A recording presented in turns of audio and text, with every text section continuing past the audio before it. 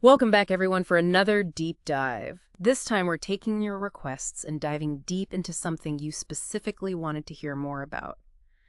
Chronic fatigue. Oh, yeah, fatigue. We're going way beyond just, that feeling of being tired and really digging into why it happens, but more importantly, what you can do about it. Right. So you shared an excerpt from the guide, Understanding and Overcoming Chronic Fatigue. And I have to admit, some of this stuff even surprised me. I mean, I thought I knew a thing or two about being tired.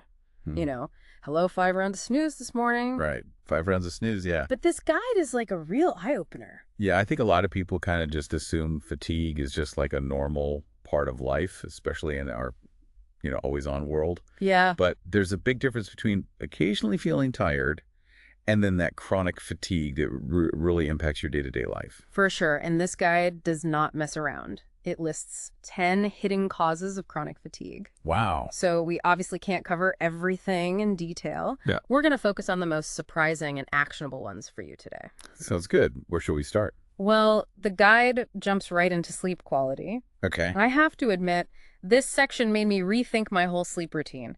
It's not just about getting enough hours. Right. It's about how deeply and consistently you're sleeping. It even talks about how things like sleep apnea, where your breathing stops and starts throughout the night, Oh, wow. can leave you feeling exhausted even after a full 8 hours. Yeah, that's because those disruptions are preventing you from getting enough of that really restorative sleep, even if you're technically in bed for long enough. Yeah. And it's not just sleep apnea, either insomnia, restless leg syndrome, even just general sleep disruptions can significantly impact how refreshed you feel, So I'm curious, how's your sleep? Have you ever considered that the quality of your sleep could be at the root of your fatigue? It's definitely something to think about, especially if you're waking up feeling unrested, even after, what seems like an adequate night's sleep. Okay, next up is something that really surprised me. The idea that tiny nutritional deficiencies can make a huge difference in your energy levels. Interesting. I always associated chronic fatigue with some kind of serious illness, but this guide highlighted how simple things like low iron or vitamin D can leave you feeling completely drained. Yeah, it's easy to overlook those seemingly small deficiencies, but they can have a cascading effect on your energy. For instance, when your iron levels are low, your body has fewer red blood cells to carry oxygen. So it's like trying to function on half a tank of gas. Oh. You're constantly running low on fuel. Wow. And it's not just iron. The guide talks about how deficiencies in B vitamins like B12 can impact your body's ability to convert food into energy. Right. And how even a slight magnesium deficiency can disrupt energy metabolism and leave your muscles feeling constantly exhausted. The guide also highlights vitamin D, which plays a crucial role in energy production and even mood regulation. You might be surprised how many people are actually deficient without even realizing it. What I find so encouraging is that these deficiencies can be detected with a simple blood test. Right. And often they can be corrected with dietary changes or supplements. Absolutely. It's like a quick fix that could make a world of difference in how you feel. So if you're feeling constantly drained, it's definitely worth exploring this avenue with your doctor. Okay, now let's get a little geeky and talk about mitochondria. Oh, mitochondria. I know. It sounds intimidating, but stick with me here. Mitochondria are basically tiny powerhouses inside every cell in your body. Okay.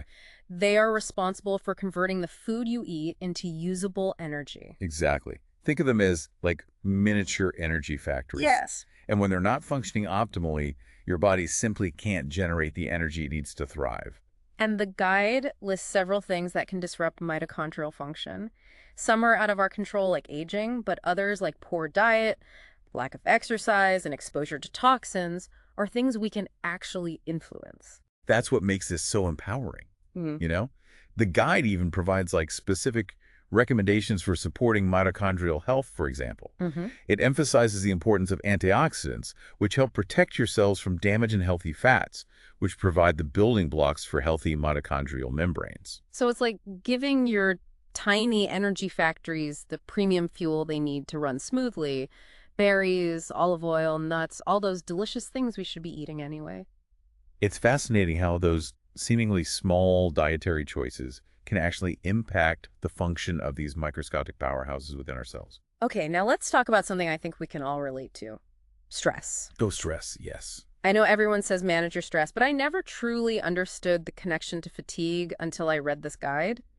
It breaks down how chronic stress can lead to something called adrenal fatigue, Okay. which messes with your hormone levels and leaves you feeling completely wiped out. It's not just about feeling stressed, it's a physiological response. Yeah. When you're constantly under stress, your adrenal glands, which produce hormones like cortisol, get overworked. This can lead to imbalances that disrupt your sleep, your energy levels, and even your mood. So it's not just in our heads. Right. It's a real thing happening in our bodies. And what's interesting is that the guide goes beyond the generic manage your stress advice and offers specific strategies to address adrenal fatigue. Yes, it dives into practical techniques like mindfulness and meditation, cutting back on caffeine and sugar, even incorporating adaptogenic herbs like ashwagandha and rhodiola, which can help support your adrenal glands and balance your stress response. What are adaptogenic herbs? I've never heard of those before. Adaptogens are a unique group of plants that can help your body adapt to stress. They work by modulating the stress response and helping your body return to a state of balance. Ashwagandha and rhodiola are two of the most well-studied and commonly used adaptogens, and they're often recommended for people dealing with chronic stress and fatigue. That's amazing. Okay. I'm definitely going to look into those. It's really refreshing to see a guide that goes beyond the surface level and provides actual tools and strategies that you can implement. It's not just about identifying the problem, it's about giving you the power to actually do something about it. I agree. Knowledge is power. Yeah. And when you understand the underlying causes of your fatigue, you can start to make informed choices to reclaim your energy. Now, before we wrap up this first part, let's talk about another big culprit in the fatigue game: blood sugar. Blood sugar. You know that familiar mid-afternoon slump where you reach for a sugary snack for a quick boost, only to crash even harder later? Oh, yeah. Well, the guide explains how these blood sugar fluctuations can contribute to a vicious cycle of fatigue. Our bodies are designed to maintain a steady blood sugar level. But when we eat a lot of sugary or processed foods, our blood sugar spikes and then crashes, leaving us feeling depleted and reaching for more sugar to compensate. Right. It creates this roller coaster effect that can really take a toll on our energy. It makes me think about how I feel after certain meals. Some foods leave me feeling energized and focused, while others make me feel sluggish and foggy. I'm starting to realize that my diet might be playing a bigger role in my fatigue than I previously thought. It's definitely a connection worth exploring. By understanding how different foods impact your blood sugar, you can start to make choices that support sustained energy levels throughout the day. Well, we've covered a lot of ground in this first part, from sleep quality to nutritional deficiencies, mitochondrial function, stress hormones, and even blood sugar swings. It's amazing how many factors can contribute to chronic fatigue. But don't worry, we're just getting started. Stay tuned for part 2, where we'll delve into even more fascinating insights from understanding and overcoming chronic fatigue. Welcome back. While we were discussing blood sugar in that last part, Yeah. it made me think about how interconnected everything is within the body. Oh, for sure. Yeah, it's like this complex web. Yeah. And sometimes it's hard to see how one thing might be affecting another. This guide has definitely highlighted that for me. So for example, the next section focuses on the thyroid, which I know plays a role in metabolism, but I didn't realize how directly it could impact fatigue. It's fascinating. The guide specifically mentions hypothyroidism, Okay. a condition where your thyroid gland doesn't produce enough hormones. And since those hormones regulate your metabolism, you know how your body uses energy, having too few can really slow down your entire system. So it's like your body's engine is running on low power, Exactly. even if you're getting enough sleep and eating right. And the guide points out that a lot of people might be walking around with hypothyroidism without even realizing it. Oh. They might attribute their fatigue to other factors like stress or just a busy lifestyle. Are there any signs or symptoms that you might have hypothyroidism? I mean, besides feeling tired all the time? Well, the guide mentions a few other common symptoms like feeling sluggish, gaining weight even with a healthy diet, feeling cold even when others are comfortable, experiencing dry skin and hair. So it's not just about fatigue, it can manifest in other ways too. Right. And the good news is that just like with nutritional deficiencies, a simple blood test can check your thyroid function. Okay. And if it turns out that you do have hypothyroidism, there are medical interventions like hormone replacement therapy that can help restore your energy levels. It's amazing how one tiny gland can have such a big impact on how we feel. It is fascinating. Okay, now I want to switch gears to something that might seem super obvious, but the guide actually dedicates a whole section to it, dehydration. Dehydration. I know. We all know we need to drink water, but I was surprised by how strongly the guide emphasized the link between even mild dehydration and fatigue. It's one of those things that's easy to overlook, especially if you're not really in the habit of paying attention to your thirst cues. Yeah. But even mild dehydration can impact your energy levels, your cognitive function, and even your mood.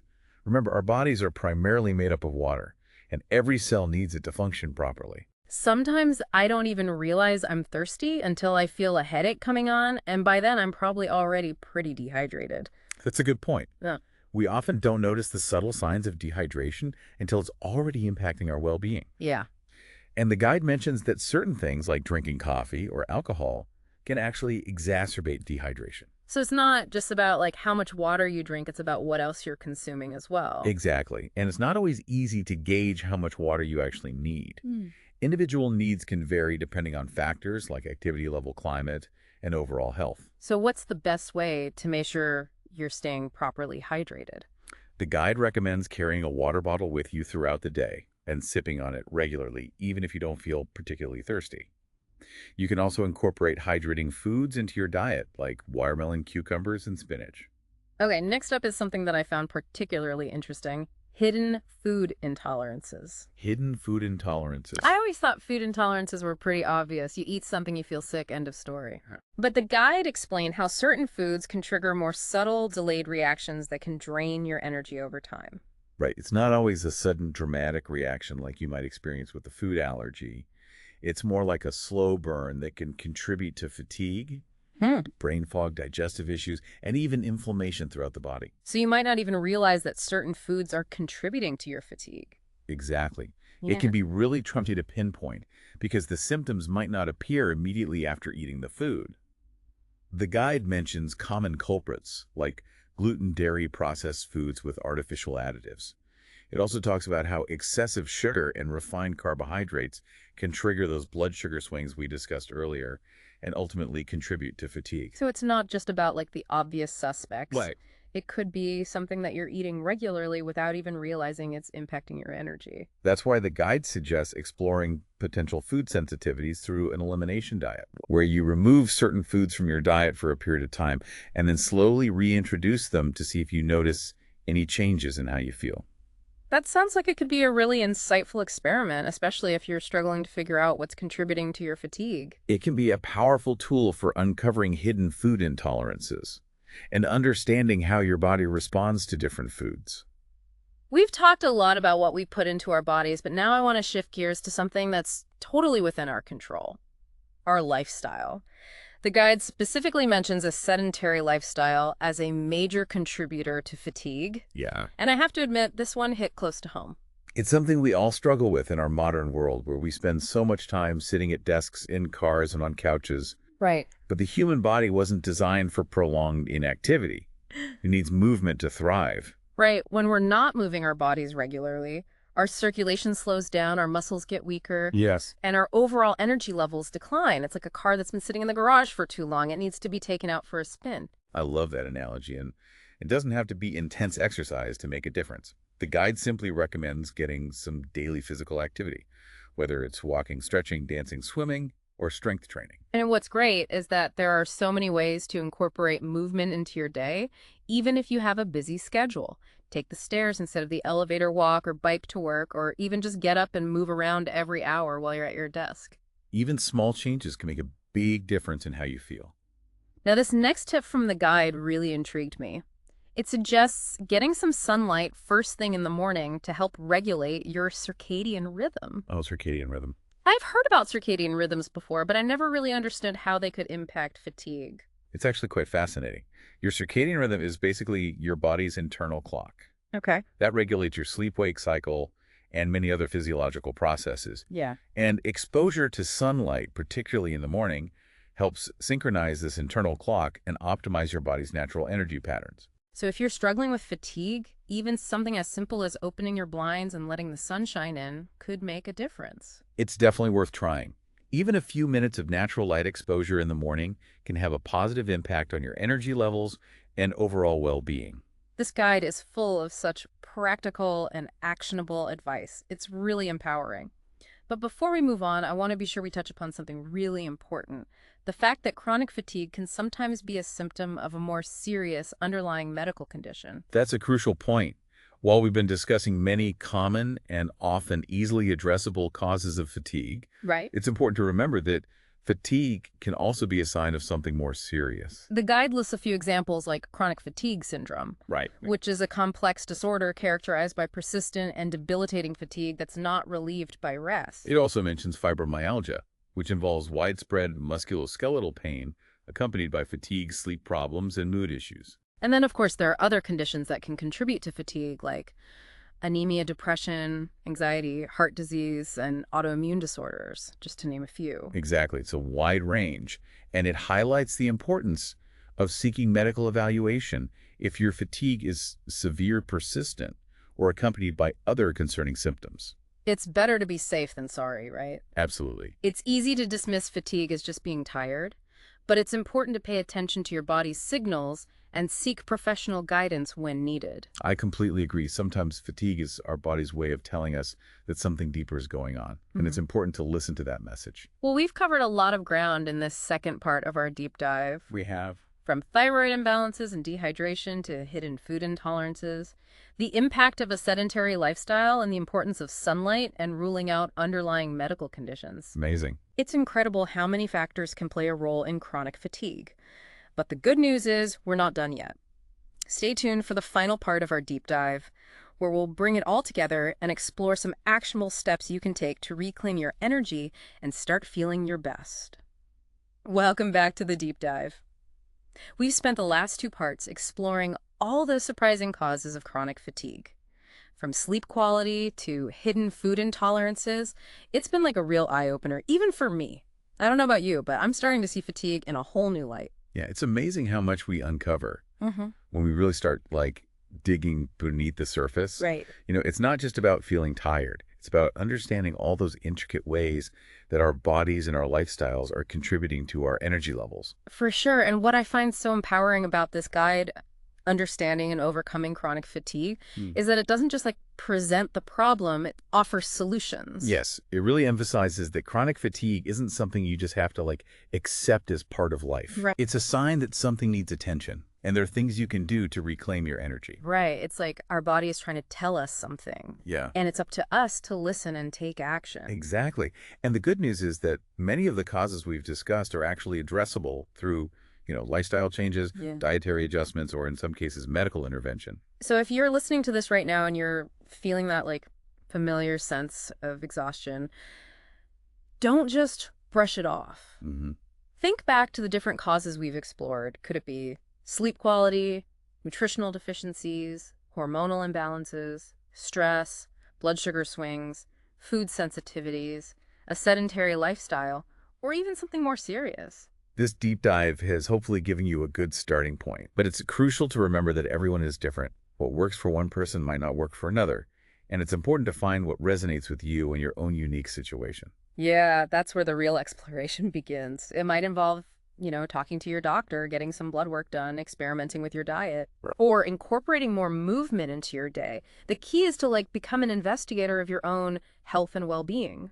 I love that. An investigator of your own health. That's a powerful way to approach it. It's about taking ownership of your energy levels and being proactive in finding solutions. Yeah, and remember, even small changes can make a big difference. Maybe it's prioritizing sleep hygiene or incorporating more nutrient-rich foods into your meals. Right. Finding healthy ways to manage stress, or simply getting outside for a walk in the sunshine each day.